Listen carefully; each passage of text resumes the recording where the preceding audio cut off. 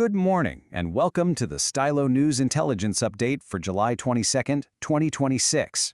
I'm your host, and today we're bringing you a clear, objective Middle East situation report.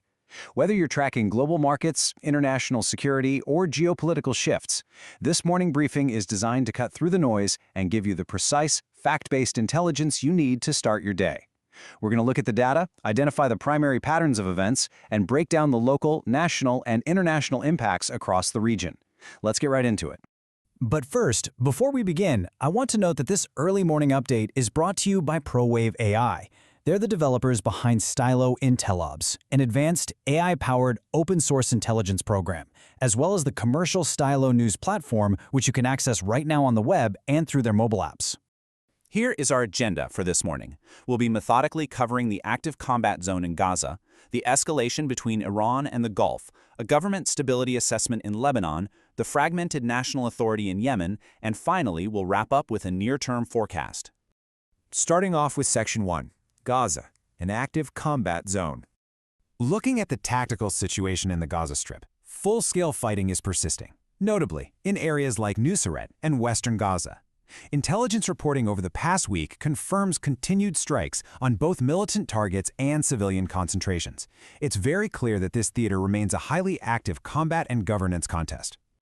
To really understand the broader implications here, we have to view the conflict across three different levels.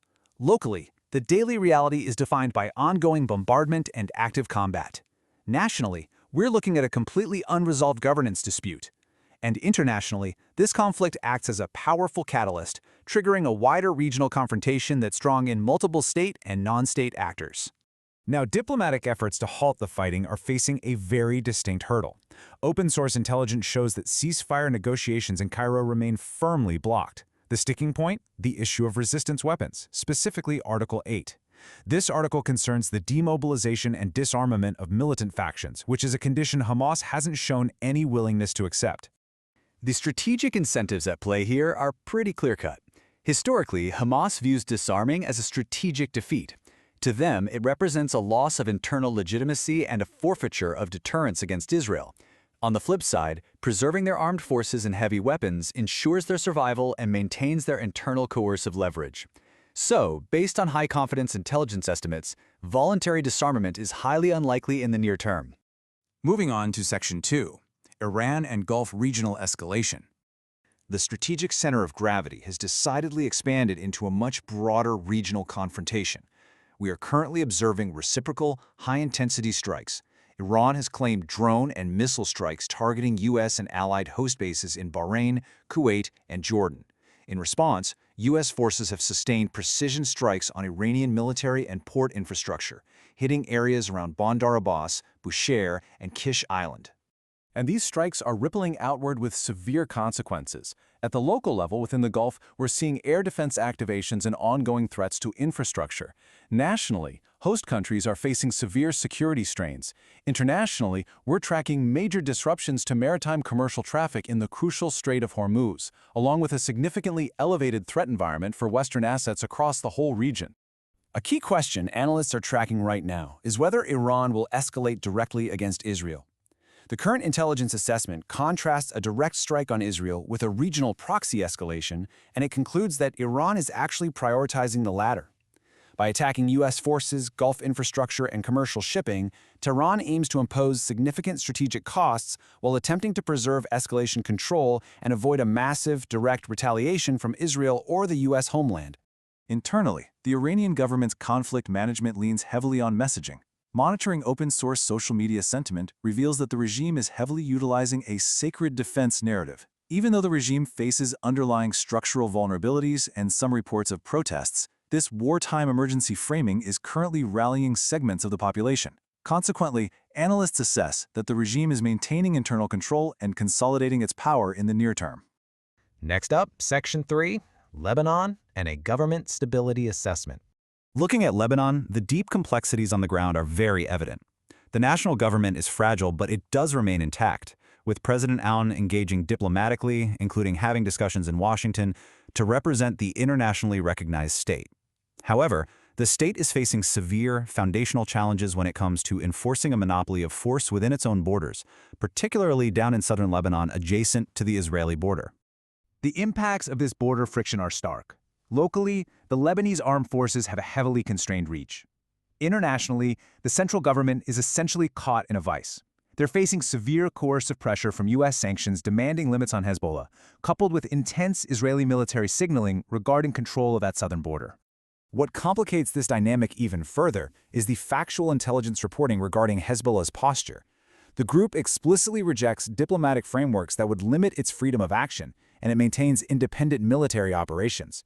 Crucially, intelligence warns that Hezbollah actively resists disarmament efforts by the Lebanese army. This is a stance that fundamentally strains the central authority and the sovereignty of the Lebanese state itself. Section 4 brings us to Yemen and its fragmented national authority. In Yemen, the internationally recognized government based in Aden remains physically and politically divided from the rival Houthi authority situated in Sana'a. The Sana'a authority actually retains substantial internal cohesion and manpower mobilization capacity. This allows them to exert continuous military pressure and launch strikes that directly affect security in the incredibly vital Bab el-Mandeb Strait. The impacts of this fragmentation are deeply felt across the board. Locally and nationally, state authority remains unexpanded, and the recognized government continues to struggle to consolidate territorial control. Internationally, this internal division is exactly what enables non-state actors to project power outward. That keeps commercial shipping and maritime security through the Bab el-Mandeb Strait at a critically elevated risk level. Yet it's really important to note where institutional authority actually still functions. Recent intelligence highlighted an incident where the Aden government successfully intervened to deny landing rights to a Mahan air flight. So while structurally weak, this specific action demonstrates that the internationally recognized government does retain limited, yet functional institutional capacity, particularly when it comes to international aviation and formal diplomatic channels. Finally, Section 5, our near-term forecast. Based on the data we've reviewed today, observers should be watching for these 5 highly probable trends over the near term. Number 1. Continued armed resistance in combat operations in Gaza as disarmament remains highly unlikely. Number 2. Sustained Iranian pressure and strikes aimed at U.S. logistics hubs and Gulf state partners. Number 3. An elevated and worsening threat posture for Western embassies and diplomatic facilities across the Middle East. Number 4. Persistent disruptions to commercial shipping in the Strait of Hormuz. And number 5. Persisting instability and dual authority tensions in Yemen, which will keep maritime corridors at continuous risk. As these fractured regions brace for further escalation, a critical question remains. Can diplomatic leverage outpace the momentum of armed resistance, or are we witnessing the permanent redrawing of Middle Eastern security lines? Thank you for tuning in to this morning's briefing. To ensure you never miss an update, we encourage you to subscribe to the full Stylo News Intel Update podcast on your favorite channel, or just follow the link on this post. For continuous AI-powered news and intelligence on demand, visit www.stylonews.com. Stay informed, stay objective, and have a good morning.